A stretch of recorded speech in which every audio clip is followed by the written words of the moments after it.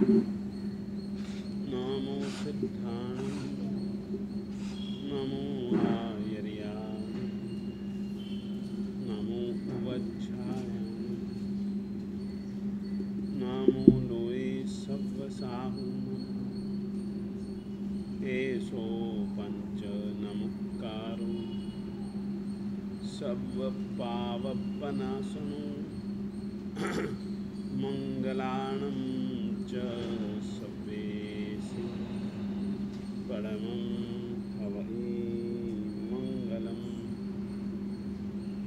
नामाकृति द्रव्यभावहि पुनतः स्त्रीजगज्जनम् क्षेत्रे काले च सर्वस्मिन्नर्हतः समुपास्महे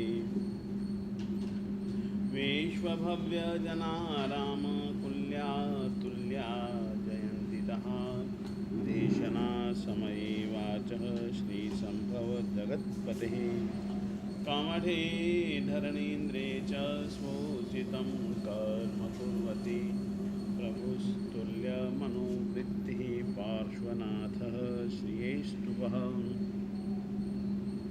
श्रीमते वीरनाथाय सनाथाय अद्भुतश्रिया महानंद सरोराज मरालाय अर्हते नमः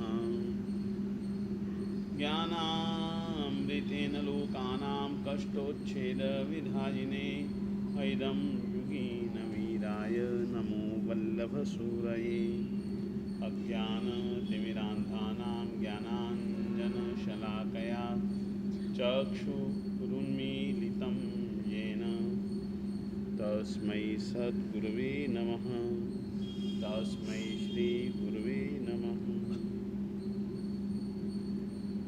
निव्वाणमग्गे वरजानकप्पं पाणास्याशेषकुवाहिदप्पं मयं जिनानं शरणं गुहानं नमामि नित्यं जगत्पहानं कुन्दिन्दुगोक्षीरतुषारवन्ना सरोजहत्था कमले निसन्ना वायीशिरीपुत्थयवग्गहत्था सुहायसा हसयापसत्था।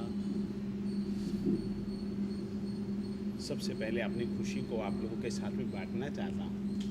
एक मालिक की कृपा से, परमात्मा की कृपा से, गुरुओं की दया से और लोगों के सद्भाव भरे सहयोग से कल रात्रि को एक बहुत अच्छा काम साधर्मिक वात्सल्य के रूप में एक बहुत अच्छा काम परमात्मा की कृपा, गुरुओं की दया, लोगों का सद्भाव सहयोग और जो कार्य करने के लिए सचमुच में जो एक उद्यम तत्परता,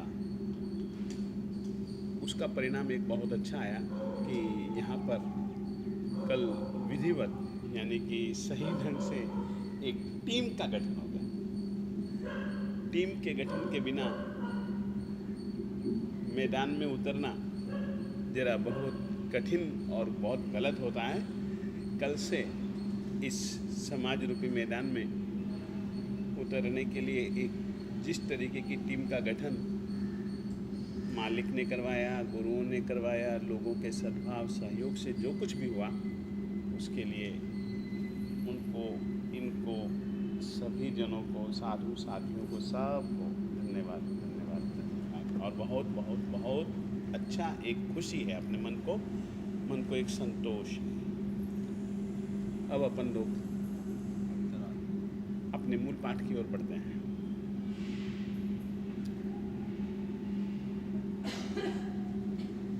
आठ कर्मों में से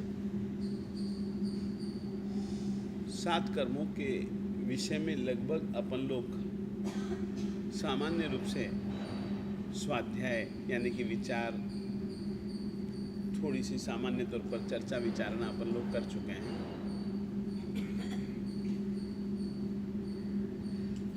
कर्म जब आता है तब वह ज्ञानावरणीय, दर्शनावरणीय, वेदनीय, मोहनीय, आयुष्य, नाम, गोत्र और अंतराय इन रूपों में नहीं आता है।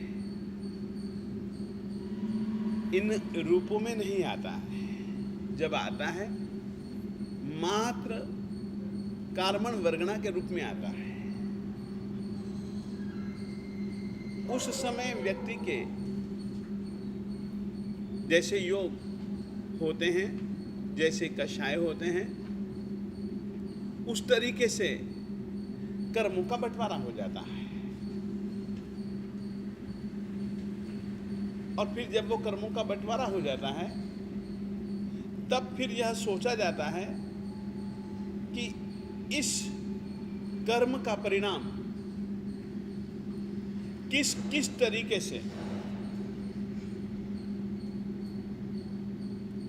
आत्मा के गुणों को घात करने के रूप में या आत्मा के सिवाय जो अन्य भी चीजें हैं उनके स्वरूप निर्माण में उनकी जैसी भूमिका रहती है, उस आधार पर ही उन कर्मों का नामकरण हो जाता है। जो आत्मा से संबंधित गुण हैं, जैसे कि ज्ञान, जैसे कि दर्शन, जैसे कि चारित्र, जैसे कि शक्ति, सामर्थ्य, उनको घात करने के रूप में यदि कर्म का परिणाम आत्मा को भुगतना पड़ता है, तो वह जो कर्म हैं वे कर्म घाती कर्म कहलाते हैं। अघाती, अघाती का तात्पर्य इतना है, आत्मिक गुणों के सिवाय बाकी और भी बहुत सारी चीजें हैं,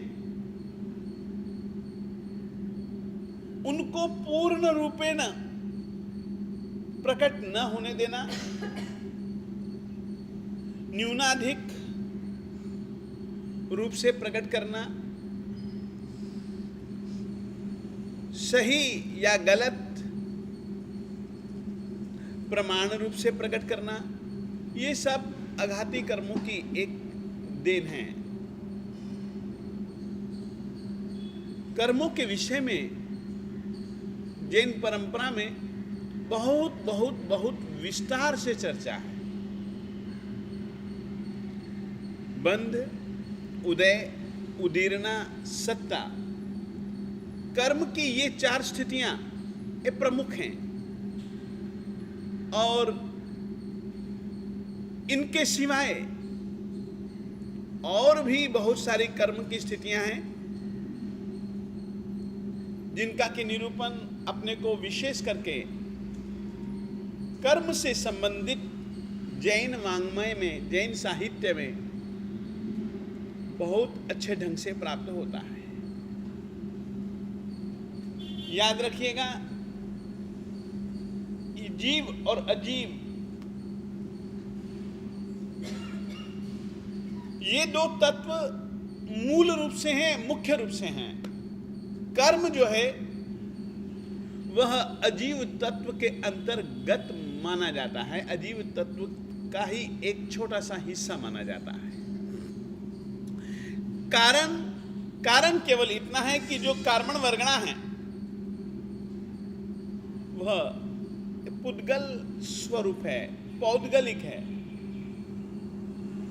और पुद्गल है तो वह अजीव है, पुद्गल है तो उसमें वर्ण, गंध, रस, स्पर्श पाया जाता है। कर्मण वर्गणा के पुद्गलों में भी वर्ण, गंध, रस, स्पर्श पाया ही जाता है।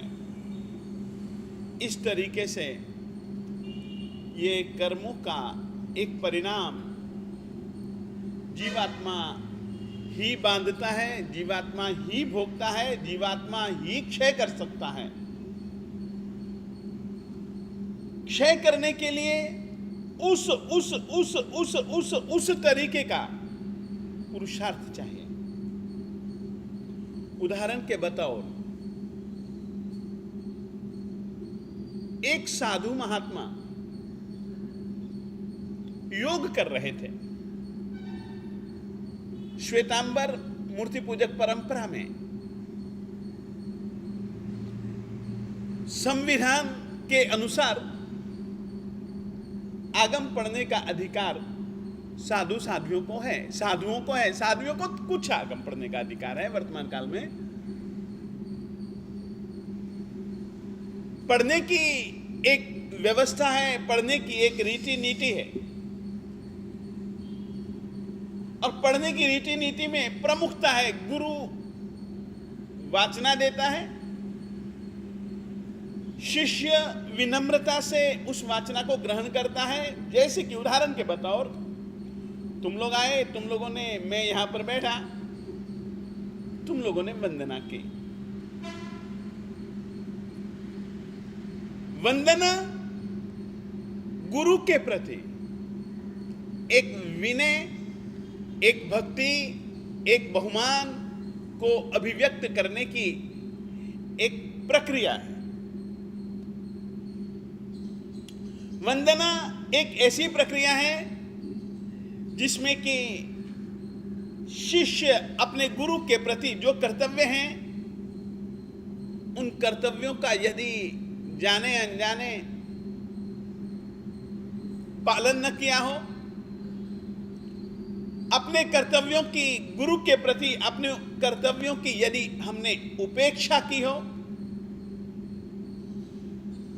उसके लिए खेद प्रकट करना, उसके लिए क्षमा याचना, क्षमा मांगना, यह एक गुरु वंदन की प्रक्रिया है। जब हम मिच्छामि दुक्कड़म बोल देते हैं कि साहब ठीक है, आपने हमको क्षमा दी, हम भी चाहते हैं कि मैंने जो आपके प्रति, जो मेरा कर्तव्य था, जो मुझे करना चाहिए था, वह मैंने नहीं किया या गलत रीति से किया, वह सभी आप निष्फल कर दो, आप अपने मन से बिल्कुल निकाल दीजिएगा। मैं आगे से ऐसी वापस गलती नहीं करूंगा। उस प्रक्रिया का नाम है वंदना। वंदना करने के बाद में अब आप लोगों को पता है कि अपना स्वाध्याय का टाइम है। क्या पता है? स्वाध्याय का टाइम है, वाचना लेने का समय है।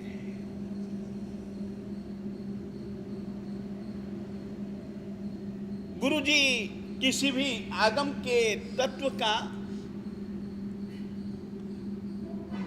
पाठों के आधार पर ये विचार सुनाएंगे, विचार करेंगे। इस प्रक्रिया का नाम है, गुरु और शिष्य के बीच में इस प्रक्रिया का नाम है वाचना। इस प्रक्रिया का नाम क्या है? वाचना। स्वाध्याय के 5 प्रकारों में से पहला प्रकार है वाचना, यानी कि गुरु और शिष्य के बीच में संबंध हो जाने पर विधि पूर्वक, विनम्रता पूर्वक, प्रार्थना पूर्वक अपनी इच्छा निवेदन करना। वायना संदेशा हूं साहब, हम वाचना लेना चाहते हैं। मैं चाहता हूं, जरूरी नहीं कि आप दीजिए। वायना संदेशा हूं साहब, हम वाचना लेना चाहते हैं। यदि अनुकूलता है, यदि मन है, संदेशावे है। हाँ भैया, चाहो तुम वाचना लेना चाहो तुम। फिर बोला जाता है इच्छम। इच्छम का मतलब है कि आप श्री जी की आज्ञा मुझे स्वीकार है। फिर से खमासमन देते हैं। ये नहीं कि एक बार में बात पूरी हो गई, नहीं नहीं नहीं नहीं नहीं, खमासमन दे करके इच्छा कारेण संदेश भगवान साहब, यदि आप श्री जी चाहें वायना लेशु। प्रश्न है,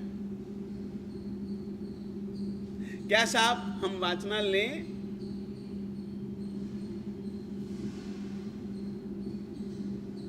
मन है, ले जाओ। जो मूल चीज है वो जावश्री एक अलग शब्द है। जब तक तुम्हारे पास में धीरता हो, स्थिरता हो, तब तक लेना जाओ।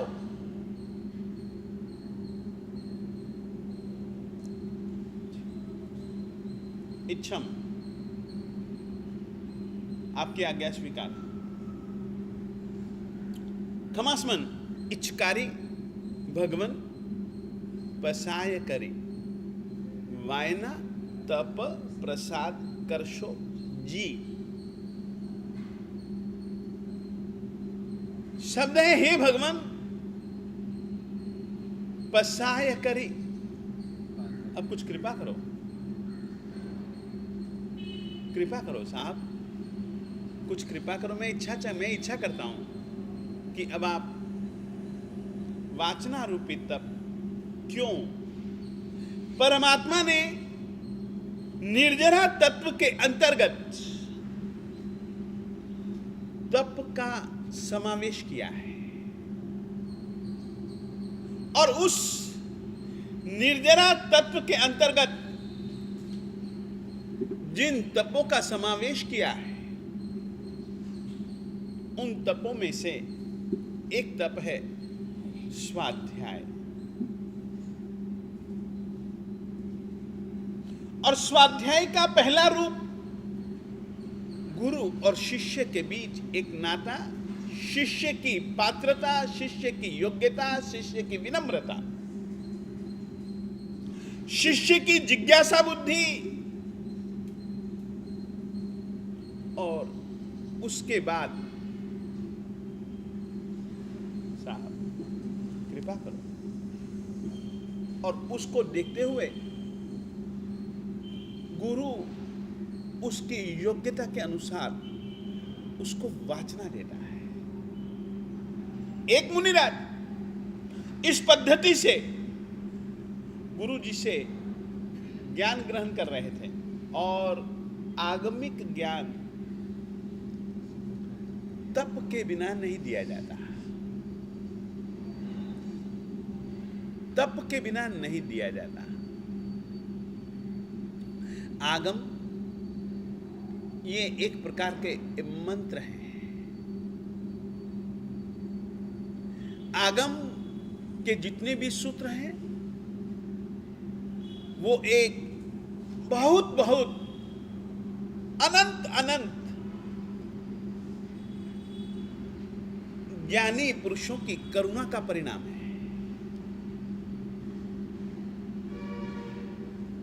उनकी अपने जैसे जीवों के लिए निर्हेतु की एक कृपा है।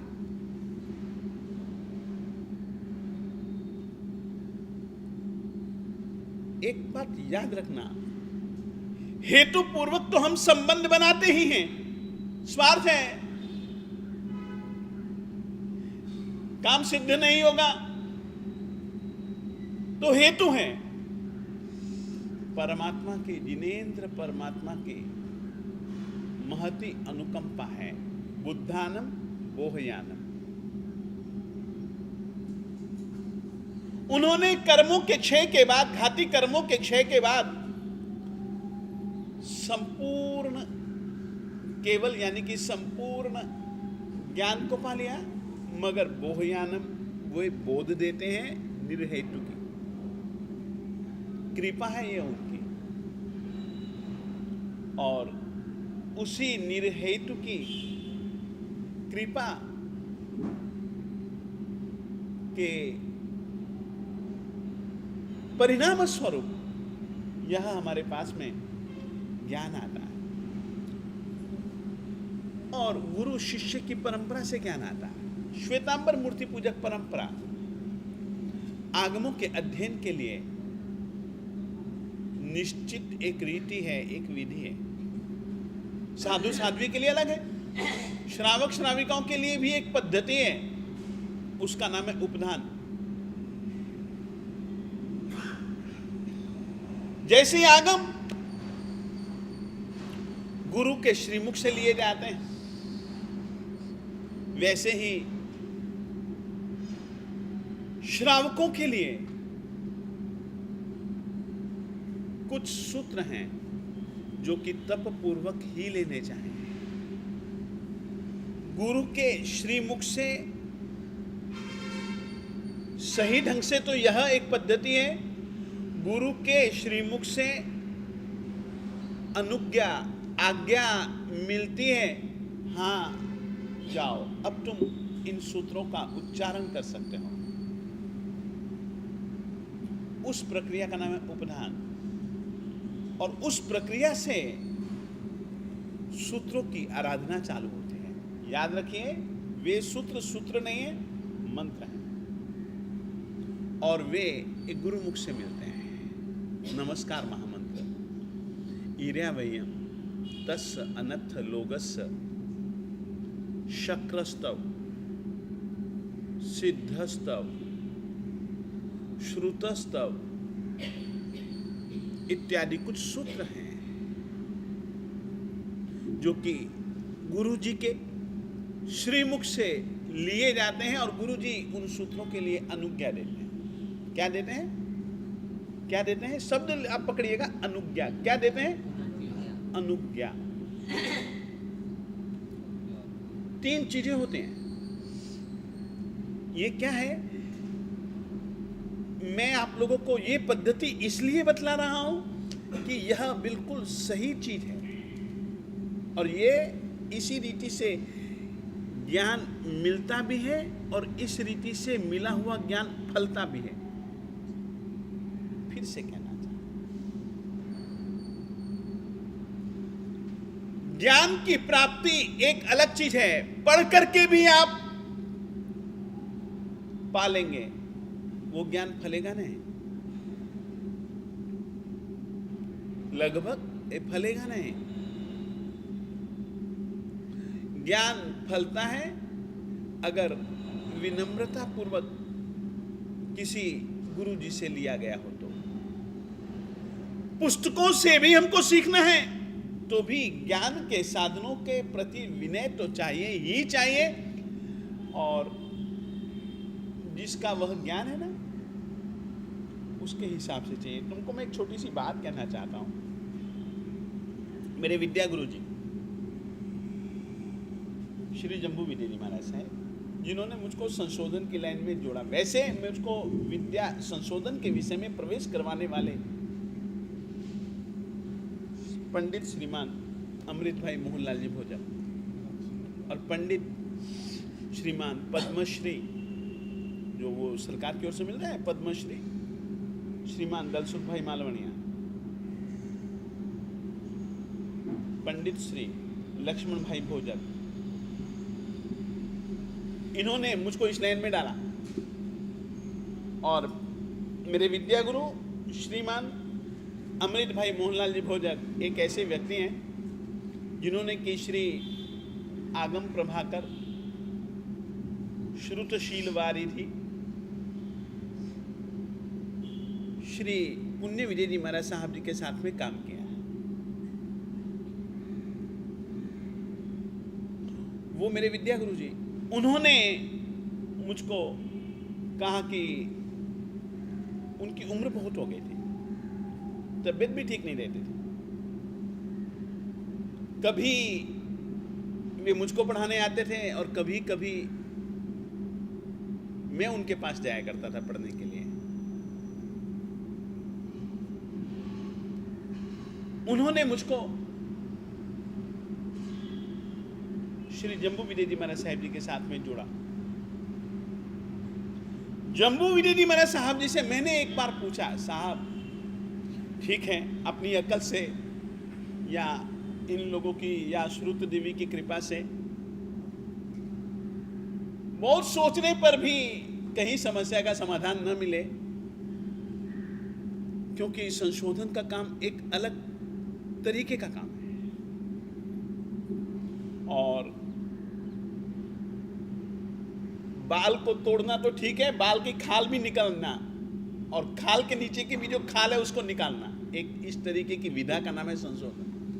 और जम्बू विजय जी महाराज साहब एक इस तरीके के ही उत्कट उद्भट कोटि के विद्वान आदमी थे। मैंने उनसे पूछा, साहब, क्योंकि वे मेरे विद्या गुरु, अब समस्याओं का समाधान तो उन्हीं से ही मिलेगा ना यार, गुरु लोगों से ही मिलेगा। बिल्कुल आमने सामने वे ये बैठे, मैं ये बैठा, आमने सामने बैठे हुए वो मुझको बतला रहे हैं, सिखला रहे हैं। मैंने उनसे पूछा, साहब ऐसा यदि कभी आ जाए तो फिर क्या करना चाहिए? उस आदमी का एक अनुभव जो उन्होंने मुझको उस समय एक बात कही, वो बहुत महत्वपूर्ण बात थी। वे मुझको लाला जी महाराज नाम से बुलाया करते थे, लाला जी, लाला जी। और आज की तारीख में भी मेरा नाम साधु साधियों की दुनिया में धर्म धुरंधर कम है, लाला जी महाराज ज्यादा है।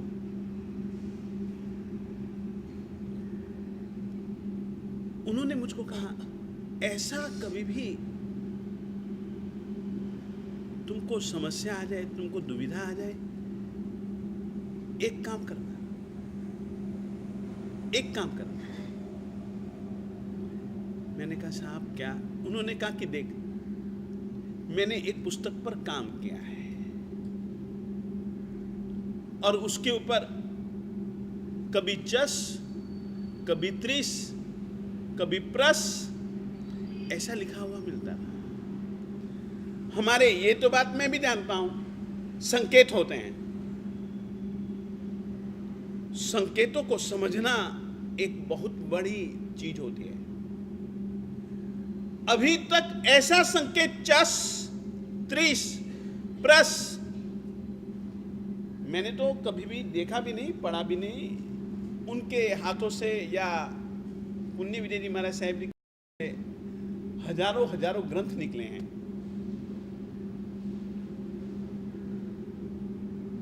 तो जम्बू विजय जी महाराज साहब कहते कि वो चीज मुझको समझ नहीं आती थी, लाला जी। ठीक साहब, तो आप श्री जी ने क्या किया? क्योंकि छोटे से छोटे संकेत की भी हम उपेक्षा नहीं कर सकते। संशोधन की विधा एक ऐसी है जिसमें कि इतने से भी संकेत की हम कभी भी उपेक्षा नहीं कर सकते। उन्होंने मुझको रास्ता बताया कि कभी भी ऐसी समस्या हो, उस समय कुछ नहीं करना चाहिए। जो रचनाकार महोदय हैं उनको याद करो,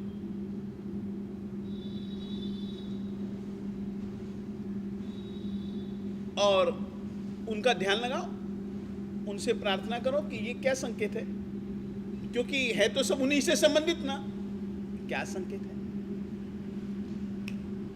आ जाएगा तुम्हारे दिमाग में, और सचमुच में आ जाता है। तो जो रचनाकार महोदय हैं उस साहित्य के, उनको अवश्य में याद करना चाहिए। ये धम्मा, धम्मा मुझे बार बार कहता है तो मेरा शिष्य, मगर मेरा बहुत अच्छे ये सलाहकार आदमी है, बहुत अच्छे सलाहकार है, और कभी कभी तो लाजवाब सलाह देता। मैं प्रवचन देने जाता हूं, प्रवचन देने का मुझको शौक भी है, ठीक बात है, सीधी सी बात है, अपने अपने शौक हैं। तो जब भी जाता हूं लगभग ये एक बात मुझको जरूर कहता है, गुरुजी जब कभी भी ग्रंथ चालू करो ना, रचनाकार महोदय से कहना कि जैसे तुम्हारे भाव थे ना, वैसे भाव मेरी आत्मा में लाओ। ये बात श्री जम्बू विजय जी महाराज साहब जी, मेरे विद्या गुरु जी की बात से एकदम बहुत नजदीक का संबंध रखते हैं। अपने आप रहस्य खुलते हैं।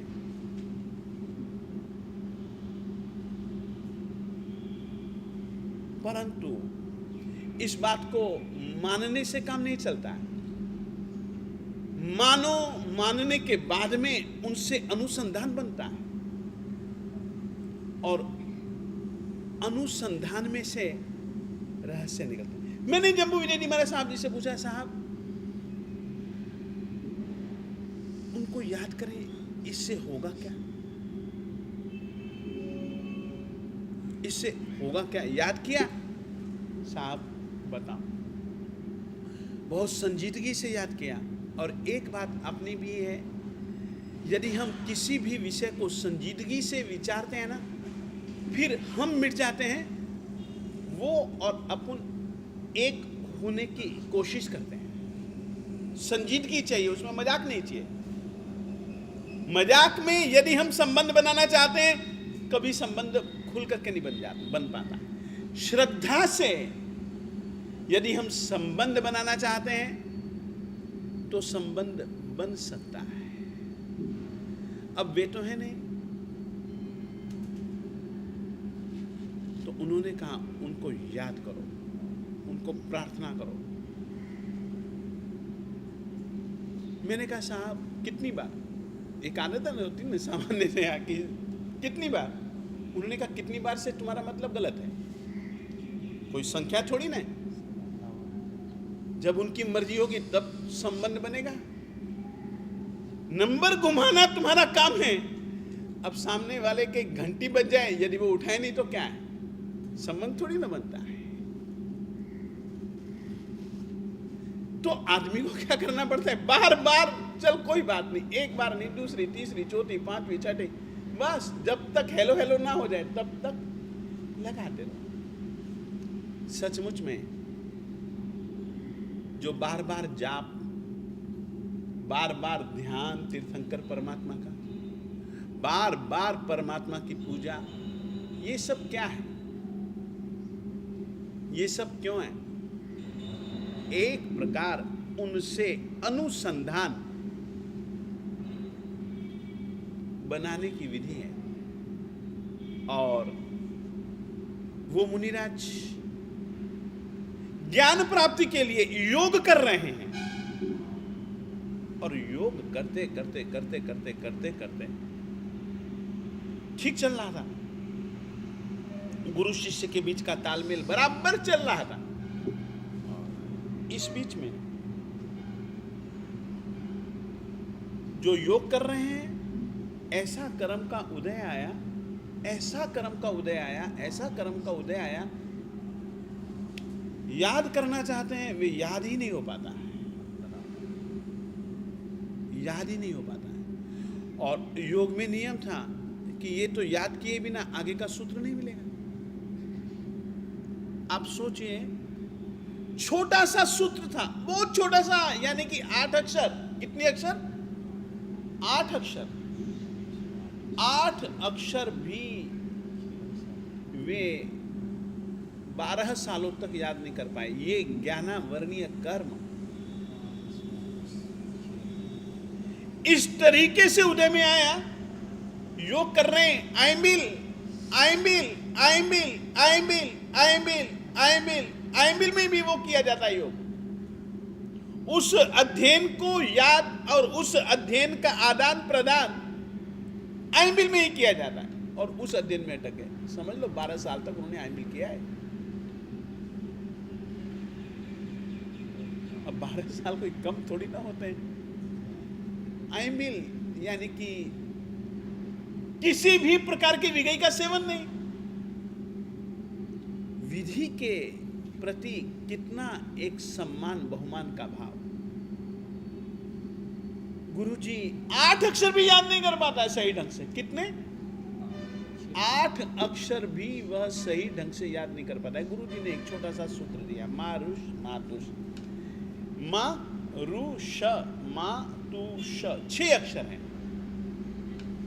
गाथा का एक पद 8 अक्षरों का था, इसको भी वो याद नहीं कर पाता। मारुष मातुष, 6 अक्षर भी उसको याद नहीं होते हैं।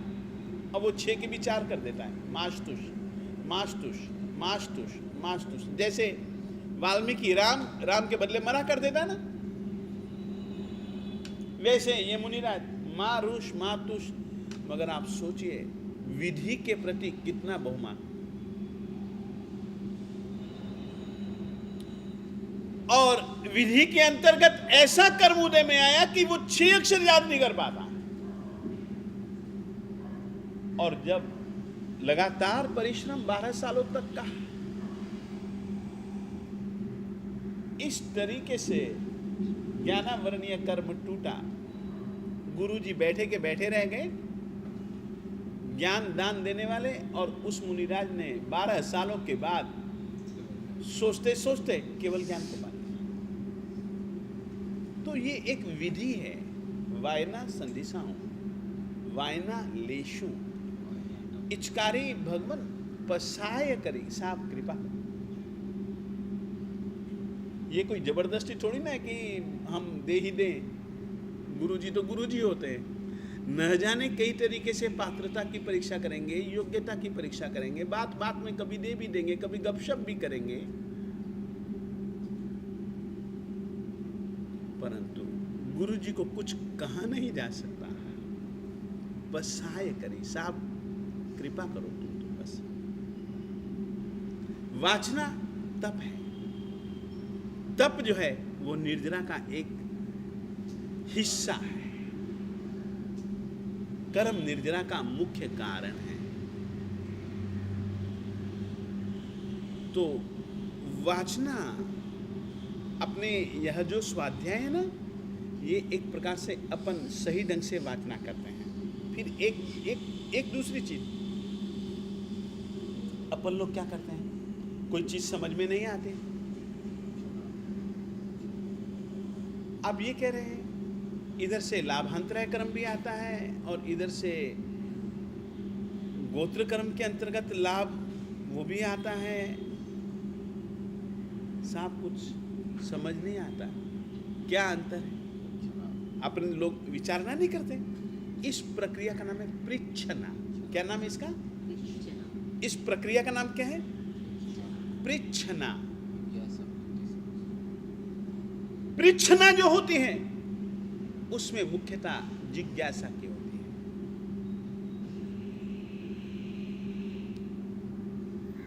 साहब ये कैसे? साहब ये चीज समझ नहीं आई। साहब इस चीज का तात्पर्य, रहस्य गुरुजी जरा कृपा कर दो। ये शिष्य की ओर से आती है और वह जो आती है पृच्छ धातु है, पूछने के अर्थ में। इस कारण से उस प्रक्रिया का नाम पृच्छना, पूछना। यह एक स्वाध्याय का ढंग। योग में यही होता है, उपधान तप में यही होता है। 3 चीजें हमारे यहां पर, तीनों के लिए अलग अलग शब्द हैं। उद्देश्य, समुद्देश्य और तीसरी चीज है अनुज्ञा।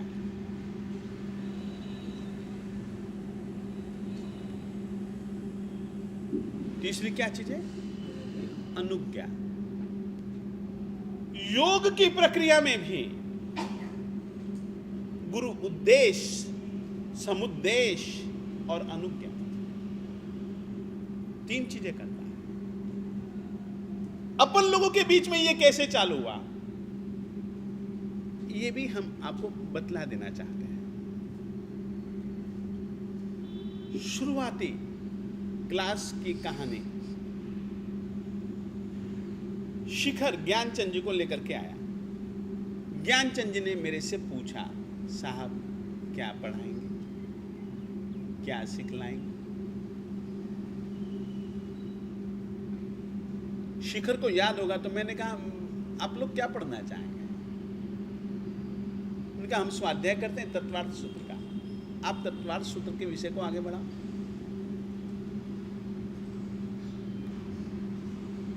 उन्होंने अपनी इच्छा प्रकट की।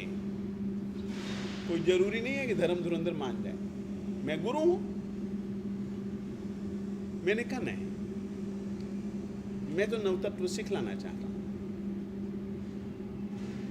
तत्वार्थ सूत्र भी नवतत्व से ही संबंधित ग्रंथ है, मगर तत्वार्थ सूत्र की शैली भिन्न है, नवतत्व की शैली भिन्न है। ये बात याद रखिएगा। ये विषय और वो विषय कहीं फेर नहीं है, कहीं पर भी अंतर नहीं है, परंतु दोनों की जो शैलियां हैं ना वो भिन्न भिन्न भिन्न भिन्न। मैंने कहा नवतत्व। नवतत्व पढ़ना चाहिए, इसका नाम है उद्देश्य। इसका नाम क्या है? इस प्रक्रिया का नाम क्या है? उद्देश्य। कि तुम यह पढ़ो, तुम्हें यह पढ़ना चाहिए। जब गुरुजी इस चीज का निर्देश करते हैं, यह पढ़ो, इस प्रक्रिया का नाम है उद्देश्य।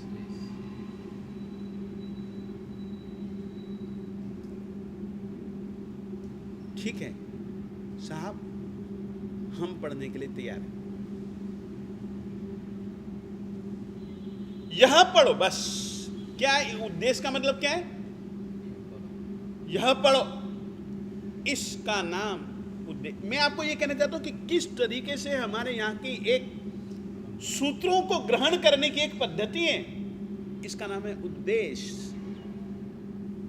दूसरी प्रक्रिया है समुद्देश्य। साहब ठीक है, नवतत्व तो ये पढ़ते हैं। समुद्देश्य गुरुजी पढ़ाते हैं उसी विषय को, वो समुद्देश्य। अनुज्ञा, सबसे महत्व है अनुज्ञा। अनुज्ञा का मतलब है जो मैंने तुझे पढ़ाया इसको तू गुरु गुणे ही मुढ़ि जाही अन्य सिमच पवज्जाही। गुरु जी क्या चाहते हैं? गुरु जी क्या चाहते हैं? गुरु गुणे ही मुढ़ि जाही। जो मैंने तुझको पढ़ाया, जो मैंने तुझको सिखलाया, जो मैंने तुझको बतलाया, इतना ही नहीं है, और भी बहुत सारी बातें हैं।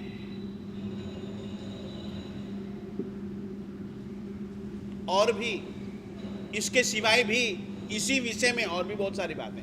गुरु गुणहिम, उन सब बातों से, सिद्धांतों के विस्तार से तू इस ज्ञान को बुद्धि जाही बढ़ाना, अन्य सिमच पवज जाही, और दूसरों को ये ज्ञान प्राप्त करवाना, इसका नाम है अनुज्ञा। ये आज मैं इसलिए आप लोगों को बतला रहा हूं। आज अंतराय कर्म मैंने चालू करना था, बहुत ईमानदारी से कह रहा हूं कि मैं लिख करके लाया हूं। अंतराय कर्म की लगभग जो बतलानी है सामग्री वो मैं लिख करके लाया हूं। तो भी मैं यह चाहूंगा, ज्ञान उपार्जन की जो विधि है, और गुरु जब ये समझता है कि नहीं यार, अब ये मेरा चेला योग्य है, उसको भी हम यही कहते हैं, अन्य सिमच पवज्जाही। अपने तक सीमित मत रखना इस ज्ञान को। अन्य सिमच पवज्जाही, अब दूसरों को प्राप्त करवा। योग विधि करवाने की रुचि मेरे गुरुजी को बहुत थी, और हमारे समुदाय में गुरुजी जब तक रहे, साधु साध्वियों का आग्रह रहता था गुरुजी के पास में जाकर के योग करें। ये एक विधि पूर्वक ये करवाया करते थे। हमको 10वीं कालिक सूत्र के योग तो करवाए ही करवाए, 10वीं कालिक सूत्र की इन्होंने खुद ने वाचना दी हमको। बहुत काम वाले आदमी थे, बहुत काम वाले आदमी थे। अब समुदाय के प्रति जिम्मेदारी, और वह भी निष्ठापूर्वक अच्छे ढंग से ये संभालने वाले महापुरुष थे। अपने पास तो एक अंश भी नहीं है इनके जैसी वो उत्तरदायित्व निभाने की ताकत। इतने समर्पण बुद्धि से शासन के जिम्मेदारी संभालने, ये इस तरीके के व्यक्ति थे विदेश समुद्र सूरी जी महाराज साहब। और ये एक प्रक्रिया है। आप लोगों से आज भी मैं कहना चाहता हूं, गुरु गुणे ही मुठ्ठी जाही अन्य सिमच पवज जाही। इतने में सीमित मत हो जाना, और भी बहुत है, अभी तो आकाश बहुत बड़ा है।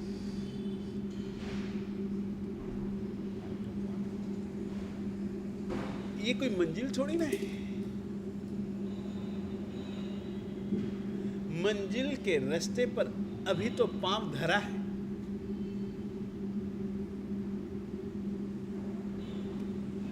अभी तो रास्ता बहुत बाकी है। तो बस हम आप लोगों से कहना चाहेंगे,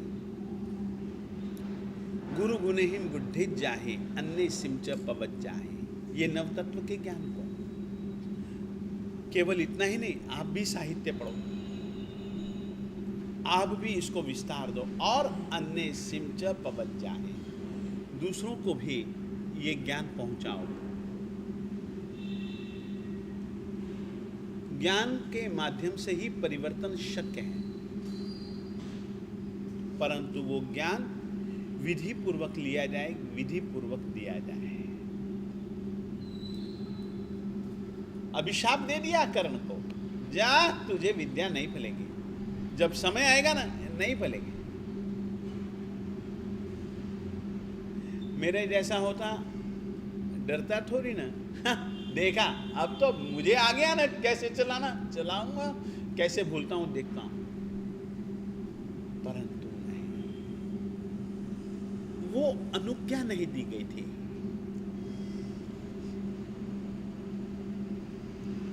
अनुज्ञा नहीं दी गई थी।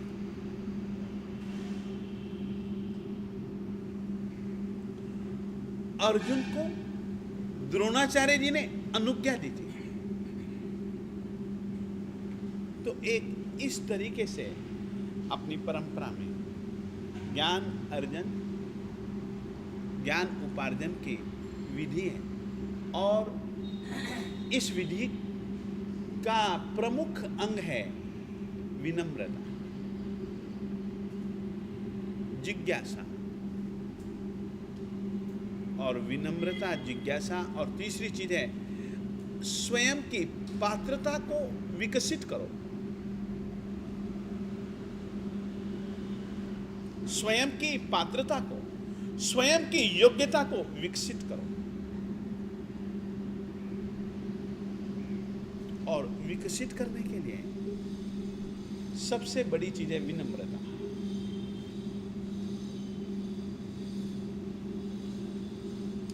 विनयाद याति पात्रता। पंचतंत्र हितोपदेश का ये श्लोक है, जिसमें कि लिखे है विनय का परिणाम क्या, विनयाद याति पात्रता। विनय से आत्मा पात्रता को प्राप्त करता है, योग्यता को प्राप्त करता है। विनय के बिना योग्यता थोड़ी ना प्राप्त होती है।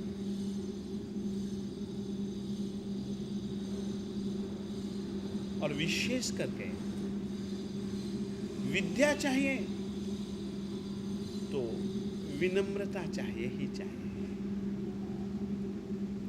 पात्रता चाहिए ही चाहिए। विनयाद याति पात्रता, विनय के माध्यम से ही जीव पात्रता याति, पात्रता को प्राप्त कर पाता है। तो हम आप लोगों से अवश्य में एक चीज कहूं, लगभग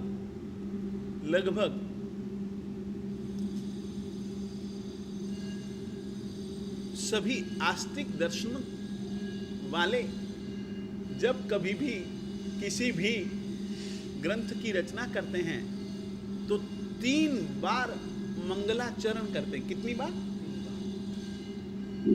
कितनी बार? 3 बार। आदि मंगल, आदि में मंगल यानी शुरुआत में मंगलाचरण, मध्य में मंगलाचरण, अंत में मंगलाचरण।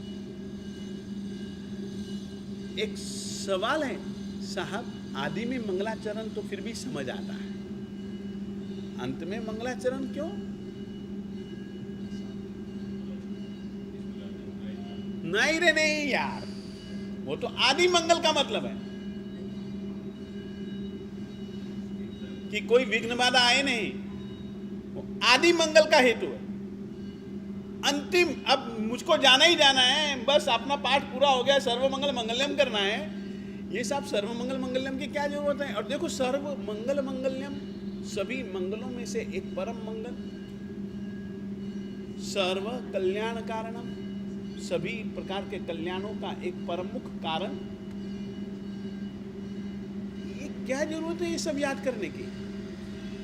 अंतिम मंगल, ये इसका हेतु ग्रंथ है। नहीं रे नहीं यार, कोई कृतज्ञता नहीं है, कृतज्ञता तो हर पल है। अंत का क्या संबंध है? मैं तो ये पूछ रहा हूं।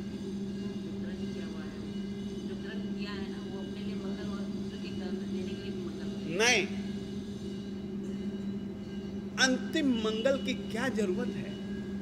चर्चाएं, जहां तक मेरा ख्याल है विशेषावश्यक भाष्य में या आवश्यक सूत्र की टीका में चर्चा।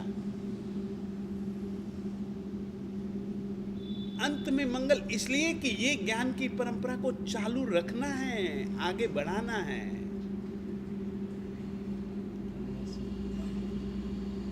आदि मंगल किस लिए?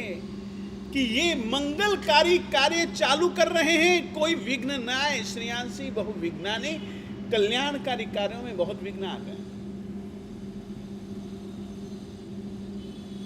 न आए। ये आदि मंगल, शुरुआती मंगल तो समझ में भी आता।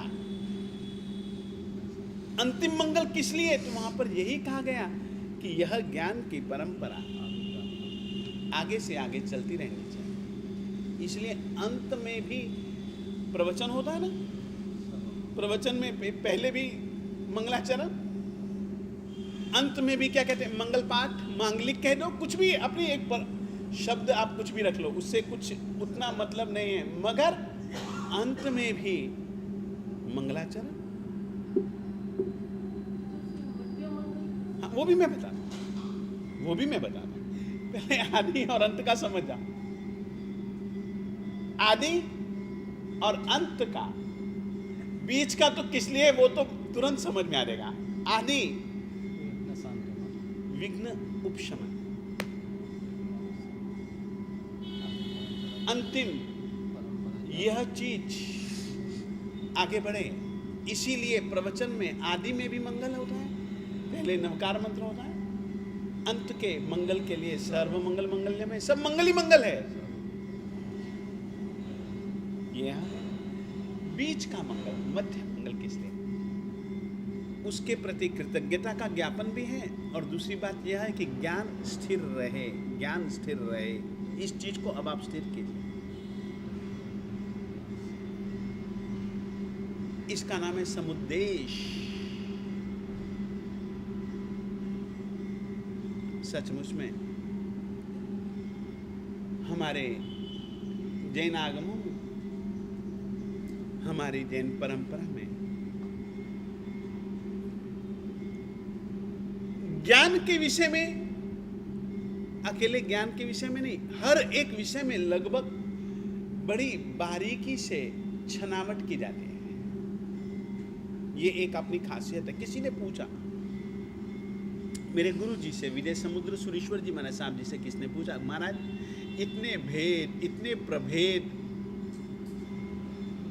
हर एक चीज के भेद प्रभेद, भेद के भेद, भेद तो ठीक है, भेद के भी भेद, ये किस लिए साहब? तो मेरे गुरु जी विजय समुद्र सुरेश्वर जी महाराज साहब जी ने उत्तर दिया, विषय को अच्छे से अच्छे ढंग से समझने के लिए एक ही दिशा से, क्या हिमालय को देखेंगे तो हिमालय पूरा देख लिया गया? हिमालय को देखने के लिए भी तो कई कोण हैं।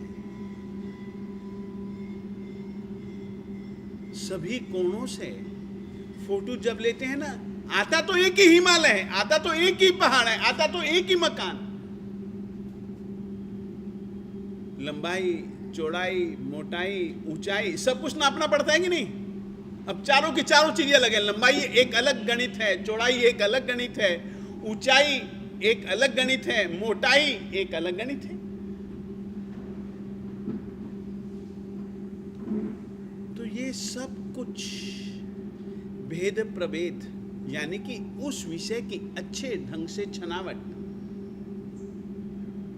बारीकी से छनावट। नहीं तो हमारे दिल दिमाग में भी कभी शंका दिया, इतने भेदों के भी भेद, और फिर उसका विस्तार, फिर उसको उसके साथ जोड़ते हैं, फिर उसको उसके साथ जोड़ते हैं। बड़ी लंबी चैनल है, लंबी चैन है। ये चैन का कारण है लगभग जिन मत का अभ्यास करने वालों के दिल दिमाग में ये विचार आते हैं, जिज्ञासा के रूप में। और इस ढंग से हमारे श्वेतांबर मूर्ति पूजक जैन परंपरा में ज्ञान लेने के, ज्ञान आदान प्रदान करने के। और एक दूसरी बात कह देना चाहता हूं, वैसे मैं कह चुका हूं, फिर से याद दिला देना चाहता हूं, सूत्रों को मंत्र की तरह जानो। योग में एक गुरुजी शिष्य को आगम देते हैं, उपधान तप में गुरुजी शिष्य को समझा समझा समझा समझा करके। यूं तो नवकार मंत्र एक दिन में दिया जा सकता है ना, नमुत्थुनम एक दिन में दिया जा सकता है ना,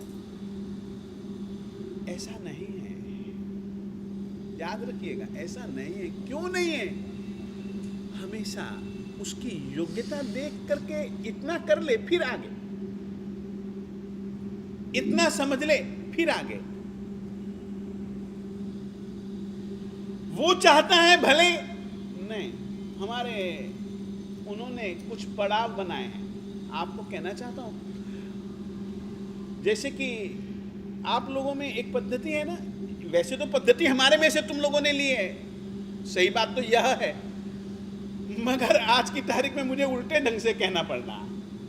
जैसे तुम लोगों में व्यवहारिक दुनिया में एक कोर्स है ना, पहली का कोर्स, दूसरी का कोर्स, तीसरी का कोर्स।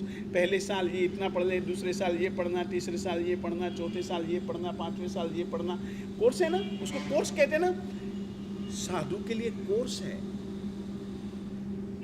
एक साल हुआ, इतना पढ़ना ही पढ़ना, दूसरे साल में इतना पढ़ना ही पढ़ना है, तीसरे साल में इतना पढ़ना ही पढ़ना है, चौथे साल में इतना पढ़ना ही पढ़ना है। योग का एक क्रम है।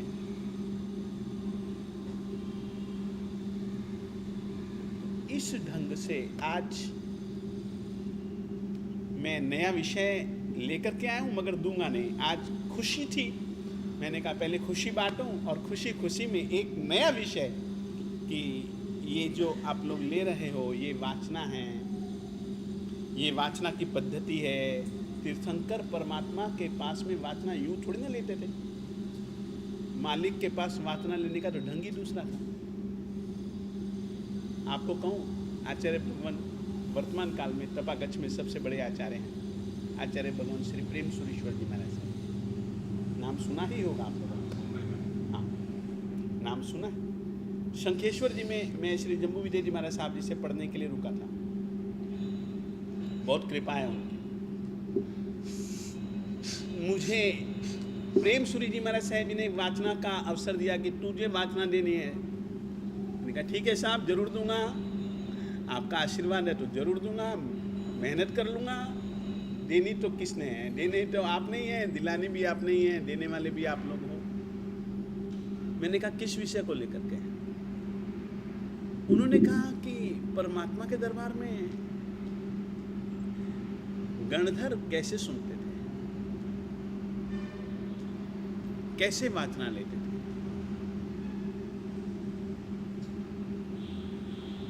मैंने इस विषय को अपने लिए चुनौती माना, क्योंकि थोड़ी सी आदत थोड़ी सी ऐसी रही, चुनौती माना और मैं लग गया इस विषय को पकड़ने के लिए कि खिसकता कहाँ ये विषय, इधर की देखी उधर की देखी, कैसे कैसे कैसे कैसे कैसे कैसे वे सुनते हैं, कैसी उनकी भावदशा होती है, कैसे वे बैठते हैं। आपको मैं बैठ करके बता, देखिए वैसे बैठेंगे आप सो नहीं पाएंगे, आप हमेशा जागृत रहेंगे। सो पाएंगे नहीं, आपको नींद आएगी नहीं। मैं आपको बैठ करके दिखला और इसी मुद्रा में ही बैठना चाहिए। ये देखिए, ये यू,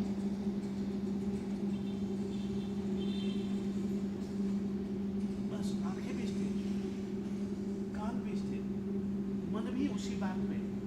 उनके मुख से क्या वचन निकलता,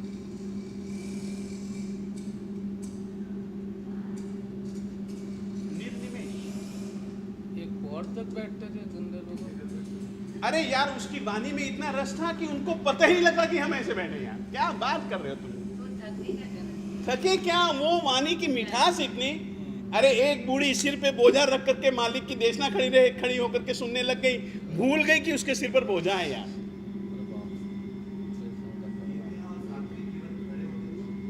स्त्रियां, साध्वियां, देवियां, हमारे यहाँ तो पद्धति है। गोदोहासन वो अलग थे, वो यूं थी जैसे कि गाय को धोते हैं तो ग्वालियर को तुम देखो तो यहाँ पर वो बाल्टी रखता है, ये यूं बाल्टी को यहाँ रखता है और यूं धोता है, वो गोदोहासन। हम जो द्वादशावर्त वंदन देते हैं वो उस मुद्रा में देते हैं।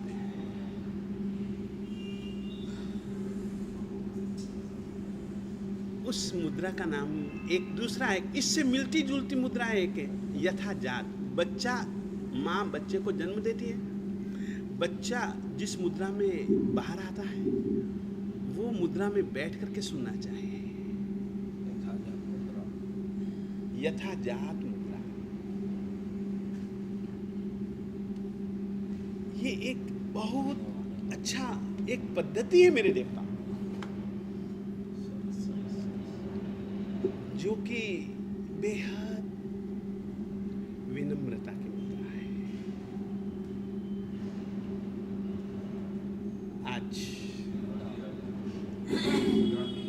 आज संक्रांति है, आज संक्रांति के कारण से और अपना समय भी पूरा हो चुका है। आज संक्रांति है, अवश्य में आने की कोशिश करें और इस तरीके से आज हमने अपनी खुशियों को एक खुशी के रूप में बांटा और कल परमात्मा की दया से, गुरुओं की दया से, लोगों के सद्भाव भरे सहयोग से एक बहुत अच्छा काम हुआ। अवश्य में हम चाहेंगे कि सब उस साधर्मिक वात्सल्य के कार्य में हर कोई जरूरी नहीं कि वेपेरी का ही आदमी हो, उस तरीके की एक केवल कार्य करने के लिए उत्साह हो, कार्य करने की तत्परता हो, उस तरीके की टीम का आयोजन। कोई वेपेरी, कोई खास, कोई पैसे वाले, कोई काम करने वाले, हर रीति के व्यक्ति की यहाँ पर जरूरत है और इसमें जरूर जुड़ना, यह भी आज मैं अपनी ओर से आप लोगों को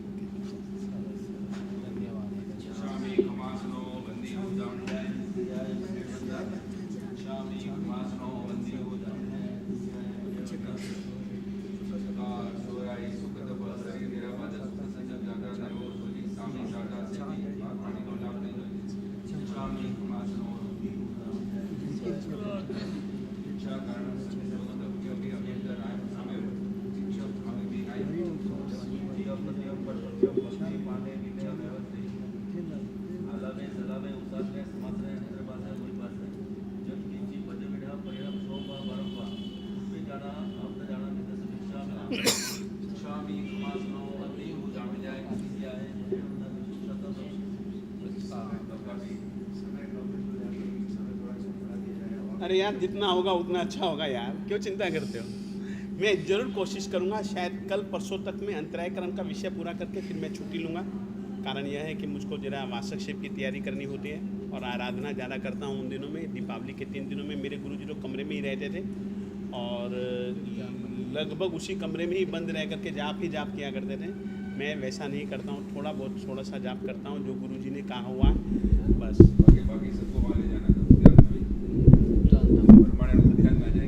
बहुत अच्छी बात है।